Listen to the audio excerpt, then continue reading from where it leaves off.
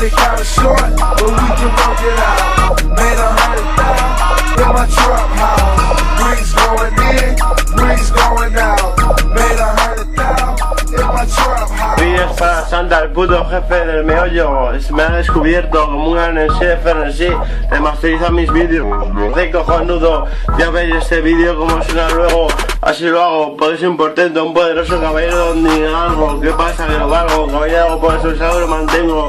¿Qué pasa? Que soy el que arrasa. Simplemente porque no fue la casa. Así de pro lo hago. Soy el mago, como Narciso. Así de preciso. Simplemente porque te tiro del piso. Así lo hago, hermano. ¿Qué pasa? Que las drogas son malas, hay que dejarlas. Es mala vida, duele de muchas alegrías, pero solo son fantasiosos. Es una mierda, una porquería. Y te...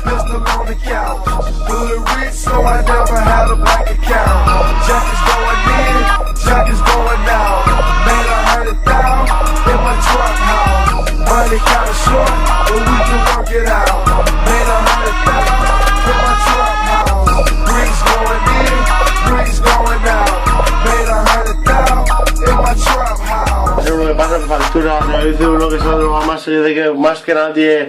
Yo estoy orgulloso por ello, desde luego. Llevo un año limpio, sin tomar absolutamente nada, ni siquiera un porrillo. Así que tú métete con tu porrillo, si quieres fumarte un pez de vez en cuando. Te aconsejo por eso viene lo otro y luego lo demás allá, hasta que acabas atrapado de la droga. Es una puta mierda. No es trampa, simplemente piensa en la trampa de tu madre. Piensa que lo que pensaría y después quítate las ganas. Ya verás que te hartas de veras de ver formas austeras.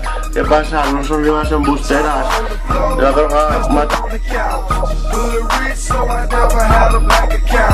Jack is going in, Jack is going out. Made 100,000 in my trap house. Money kinda short, but we can work it out.